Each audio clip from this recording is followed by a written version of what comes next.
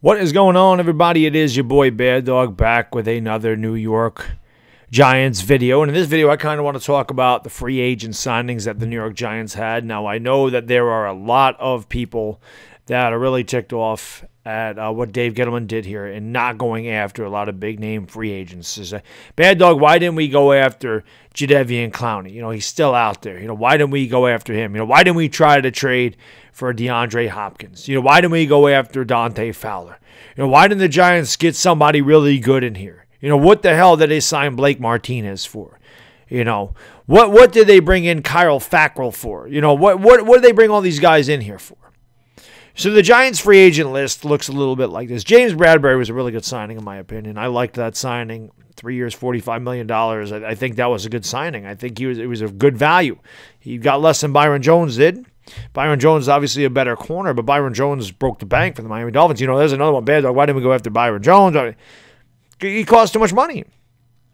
Blake Martinez, 3 years, $30 million. Not the most popular pick with the Giants fans. No doubt about that. Not the most popular pick with me either. But, you know, he fills a hole, he fills a need, and he played very well under Patrick Graham as a linebackers coach at Green Bay. He had a much better coverage rating according to PFF. And again, I don't really put any stock in PFF, but if you want to rate the guy, you look at his coverage skills at Patrick Graham compared to not Patrick Graham, they're much better with Patrick Graham there. So the Giants maybe think that they could get the better Blake Martinez as far as coverage goes. We all know he's a good tackler. He's good against the run. So they bring him in here with Patrick Graham. Levine Toilolo, obviously he's in here to be a blocking tight end, which is a reason I think we can trade, get rid of Evan Engram. You know, Evan Engram can't block. Evan Engram can't stay healthy. Evan Engram's inconsistent as far as offensive production goes. He fumbles, or he doesn't fumble a lot. He drops a lot of passes. You really can't depend on him. And Caden Smith played really well at the end of the year, had a good rapport with Daniel Jones, and it doesn't seem like the tight end is a big part of what the Giants do anymore. So they bring in Toilolo here for a blocking tight end, which isn't a bad move at all either. 2 years, $6.2 million. They bring in Kyler Fackrell, edge rusher, $4.6 million. Another guy that had a really good season with Green Bay, and you know you bring him in here for 1 year, $4.6 million. Doesn't cost anything. It's 1 year. It's nothing. Cam Fleming, same thing. Sign him for a year, $4 million. Gives us a little depth on the offensive line. Certainly doesn't upgrade the offensive line.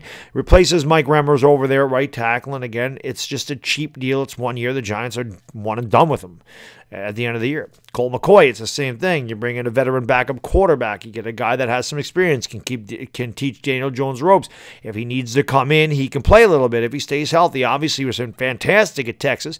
Biggest problem in the NFL was the guy can't stay healthy. He was hurt last year with Washington too. So, or a couple years ago, he was hurt with Washington. So he was hurt last year too, I believe. I think he was hurt last year. I don't remember if he was the second or third string. I think he did get hurt. I know he got hurt the year before against the Giants, as a matter of fact, when they went down to their fourth string quarterback and they had to bring in Johnson. They had to bring in Johnson after Sanchez got hurt. McCoy got hurt. They all got hurt. So, you know, they brought in Josh Johnson. And, you know, Nate Ebner, obviously Nate Ebner is a special teams specialist, if you will, and that certainly helps. The Giants had a really good special teams last year, so, you know, they bring it back Cody Core. They got Nate Ebner, definitely good special teams guys for the New York Giants, no doubt about that. And, of course, you know, today they sign, or they keep Corey Coleman, and they signed Dion Lewis. So none of these names really jump out at you as far as free agency goes. And again, I know a lot of guys are ticked off. Bad dog, why didn't we sign somebody really high value? Why didn't we just take that money and give these big name guys? Why didn't we sign 2 or 3 guys, spend all that money on 2 or 3 guys? They definitely could have. I mean, they definitely could have went Dante Fowler and Byron Jones. They could have went, you know, Jadeveon Clowney and Byron Jones and James Bradberry. They probably could have afforded all 3. They definitely could have went that route. But what I like about these contracts, and I mentioned this in live streams, I mentioned this on the Talking Giants show, I believe. Giants aren't ready to win now, guys. They're not. Okay? You have to look at the future as far as your cap space goes. In 2016, remember, 2013, 2014, 2015, those 3 years combined, okay, we won 19 games. That's not good. Right? We were 19 and 29 those 3 years. That's not a team that's ready to win a championship. It's just not. Okay? It's not like the Giants were 12-4, 12-4. Then they had a bad year because guys got hurt and they were, 4-12. And then they're ready to compete again. This was a team that was bad for 3 straight years. Jerry Reese brought in high-priced free agents, backloaded the contracts, long, expensive contracts. So when these guys were in their last years, they were getting paid the most money and their production was way down. This is what happened. And that's why we're in the situation that we're in. Because all of a sudden, you're a bad team. You're strapped for cash. Your drafts haven't been good for years because Reese couldn't draft. And then you're stuck not being able to bring in free agents. And the one the high-priced free agent that Gettleman brought in here, and Nate Solder, has failed. And that was the best available guy he could bring in here. He took over a bad situation. And again, I'll use the Eagles as an example because the Eagles, going forward, don't have a lot of cap space in 2021. They just don't. There's a lot of Eagle fans wondering why they didn't sign all these guys too. They don't understand that they don't have any cap space going forward. So the Giants, what they've done is take, lesser players, filling spots, stopgap guys that we can get out from underneath these contracts in 2 years. You build championships and teams through the draft. You don't do it through free agency. You have to draft well. You get your core of young players who aren't making any money, and then when you're ready to pounce and you are 11-5, you are 12-4, you're in the divisional round, you're in the NFC Championship game, then, at that point, you pounce on your big guys that push you over the top. That's kind of why I like what they did. They didn't fall into the trap of 2016 where they went ballistic and signed 3 huge players and left all those other needs untouched. And that was it. Yes, we were 11-5 in 2016.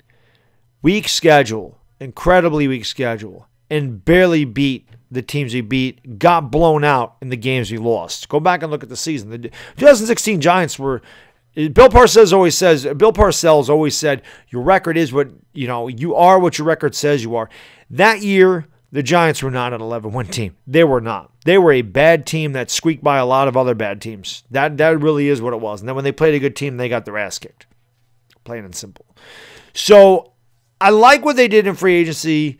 I understand the direction they're going. Now, I know guys have said, Baddog, how many years does it take to rebuild? I get that. But you got to remember, this is Gettleman's rebuild.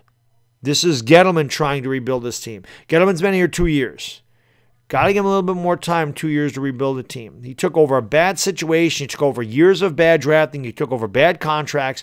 Yes, he's made some questionable moves, questionable trades, questionable free agent signs. I get it, guys. He's not perfect. He's not perfect, but he has drafted well. And if the Giants are going to go forward and become a better team in the coming years, it's going to be through the draft. I know saying be patient, and I know that's difficult because I'm not a patient guy by any means. Not at all. Not at all. Ask anybody who knows me. I'm one of the most impatient people you ever meet. It's why I have road rage. I just want to get from point A to point B and be done. I'm always in a hurry. I'm very impatient. I was born 4 weeks early. I was impatient to get the hell out of there too. But anyway, that's all I got. So that's kind of my recap on the free agency, with the New York Giants and why they went in the direction they did. And I understand that a lot of people aren't happy about that, but it is what it is. We'll see what happens in the 2020 season. And, if they don't do well, Gettleman's probably gone. We'll probably start all over again. We'll see what happens. Let me know what you think in the comments section, guys. Until next time, as always, thank you for watching. Please subscribe, hit that like button. Be good. Until then, it's the Bad Diggity Dizzle, and I am gone. Peace!